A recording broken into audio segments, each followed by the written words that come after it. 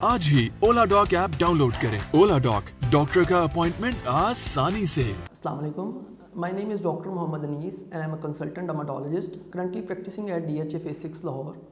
Today we are going to briefly talk about razor bumps और folliculitis और pseudo folliculitis. तो सबसे पहले हम इसकी briefly cause देख लेते हैं या basic pathology देख लेते हैं कि हमारी जो skin है उसकी मुख्तलिफ layers होती हैं। तो समटाइम उसकी जो सुपरफिशियल लेयर है वो डैमेज हो जाती है आफ्टर शेविंग। तो ये एक प्रोटेक्टिव लेयर होती है, तो स्किन का जो प्रोटेक्टिव फंक्शन है वो इफेक्ट हो जाता है और जिसकी वजह से जो है वो जो स्किन है वो more prone to environmental stress और इन्फेक्शन हो जाती है और इसकी वजह से बम्प्स बन सकते हैं।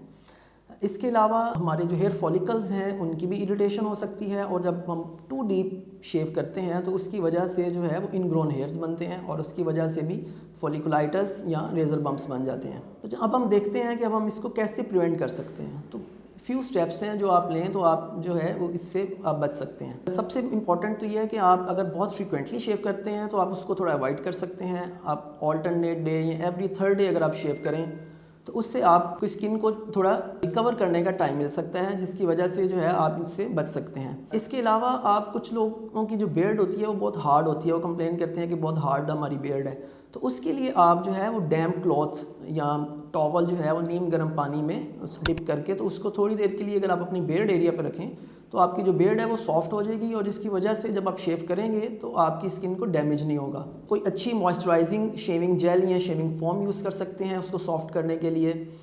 और एक इम्पॉर्टेंट स्टेप जो आप कर सकते हैं वाइल शेविंग कि आप हमेशा जो शेव है वो towards the direction of hair growth करें। अगर आप ऑपोजिट साइड पे शेव करेंगे तो उससे बाल बहुत डीप कट जाएंगे और जब वो रीग्रो करेंगे तो उसमें इनग्रोन हेयर्स उसे हम कहते हैं और उससे फॉलिकुलाइटिस होगा। और इम्पॉर्टेंट बात यह है कि जब आप अमूमन कुछ लोग जो है वो एक ही रेज़र जो है वो बार बार यूज़ करते हैं तो उससे जो वो थोड़ा ब्लंट हो जाता है जिससे स्किन डैमेज के चांसेस बहुत बढ़ जाते हैं।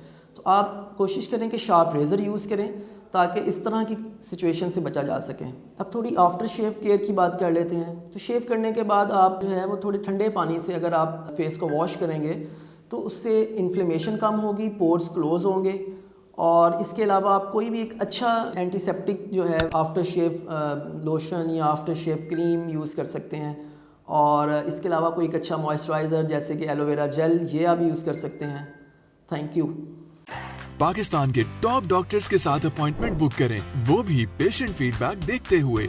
आज ही ओला डॉक ऐप डाउनलोड करें। ओला डॉक, डॉक्टर का अपॉइंटमेंट आसानी से।